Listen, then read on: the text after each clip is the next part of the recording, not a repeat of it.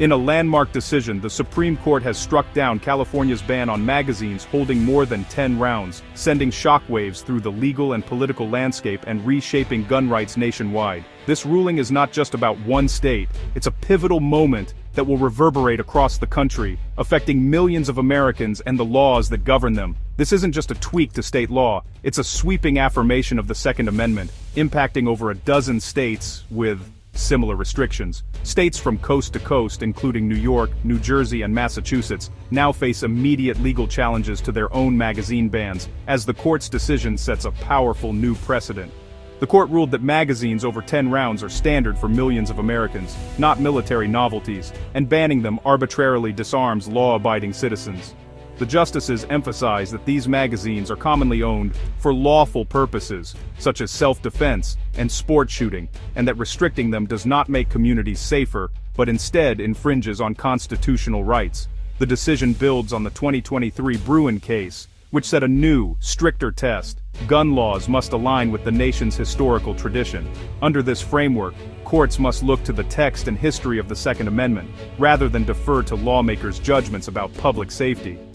California failed to show any historical precedent for such bans, signaling a major shift away from previous, more lenient legal standards. The court found no evidence that similar restrictions existed at the time of the nation's founding, making California's law constitutionally indefensible under the new test.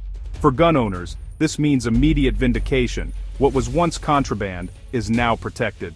Many are now able to retrieve magazines that have been locked away or even surrendered, and can legally purchase new ones without fear of prosecution or confiscation. The ruling restores the right to own common firearms and equipment for self-defense, free from arbitrary government limits. It also reinforces the importance of responsible gun ownership, encouraging safe storage and handling practices as these rights are exercised. Duncan vs. Bonta is more than a legal win. It's a powerful reassertion that the Second Amendment is a fundamental right, not a privilege. The decision sends a clear message that constitutional freedoms cannot be whittled away by state legislatures, and that the rights of individuals must be protected. The landscape of American gun control has been fundamentally altered.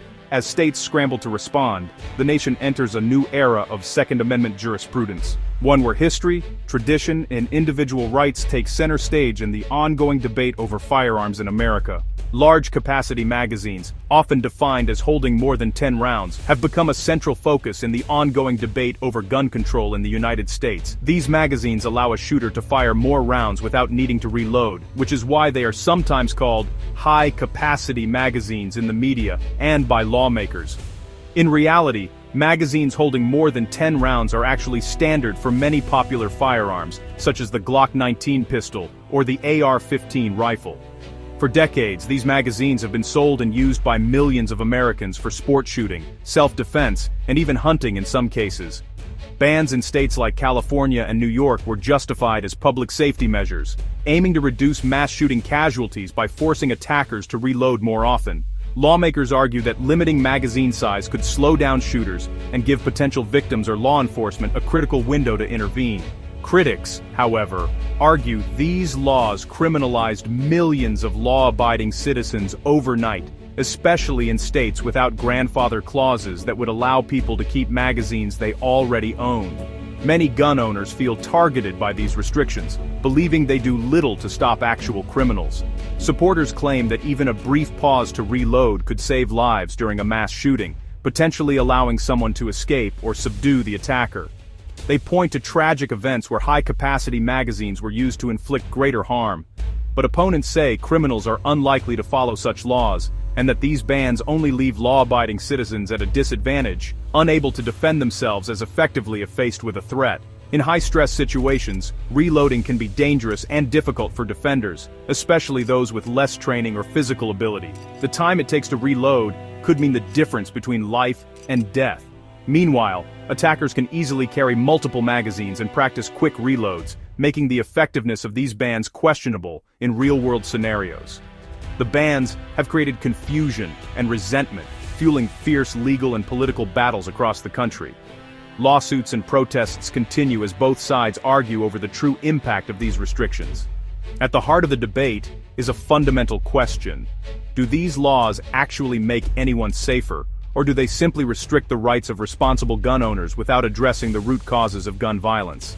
Duncan v. Bonta began in 2017 when California residents and gun rights groups challenged the state's magazine ban as unconstitutional. Judge Roger Benitez struck down the ban, calling it an infringement on the Second Amendment. California appealed, and after a series of reversals, the Ninth Circuit reinstated the ban, arguing it served public safety. The Supreme Court's decision to hear the case signaled a readiness to clarify how the new Bruin historical test should apply. The legal journey highlighted a shift from balancing public safety against rights to demanding historical precedent for any restriction. The Supreme Court ultimately found California's arguments lacking in historical support. Duncan v. Bonta became the pivotal case for defining the future of the Second Amendment. The ruling now sets the standard for gun law challenges nationwide.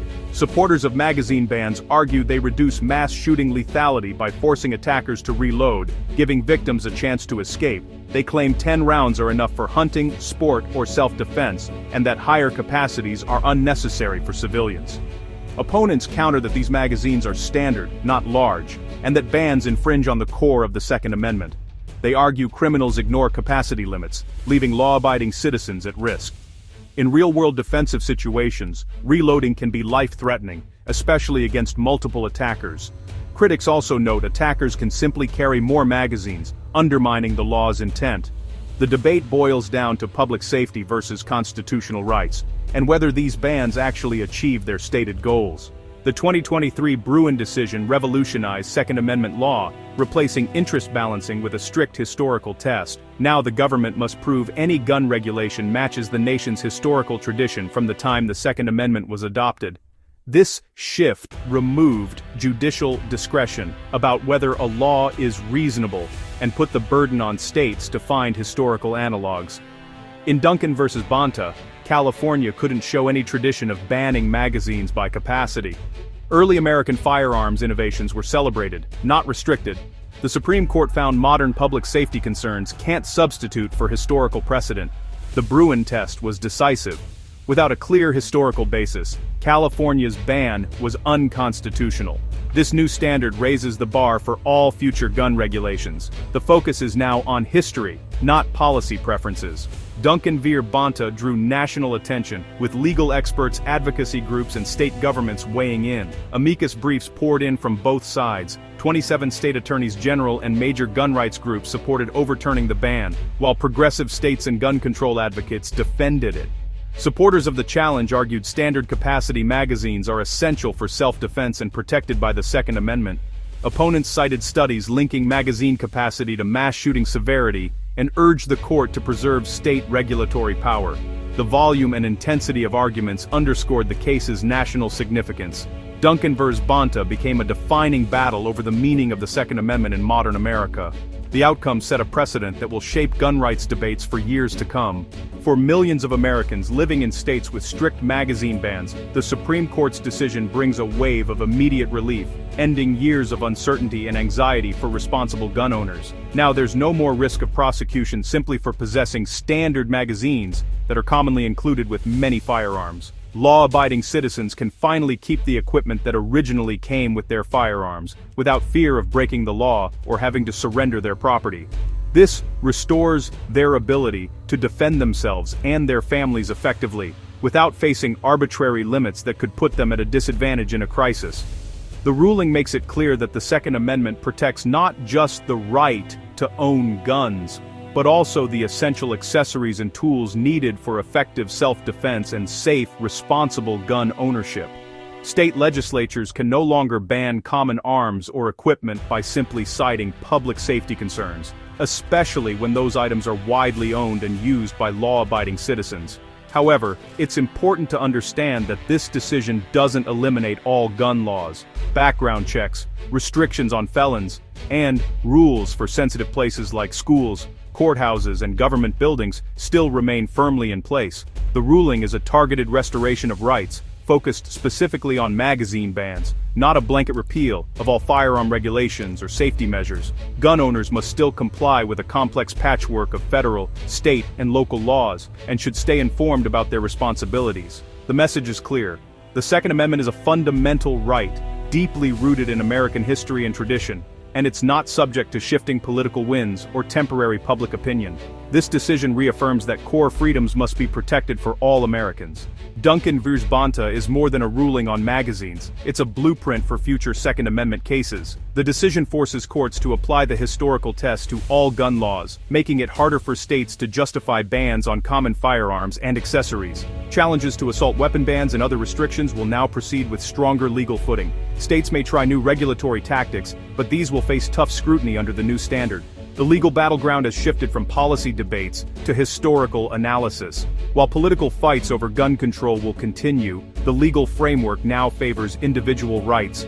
The path forward, applying the historical test to every gun law, ensuring constitutional protections aren't eroded. The era of broad policy-driven gun bans is over. The Second Amendment's core protections have been reaffirmed.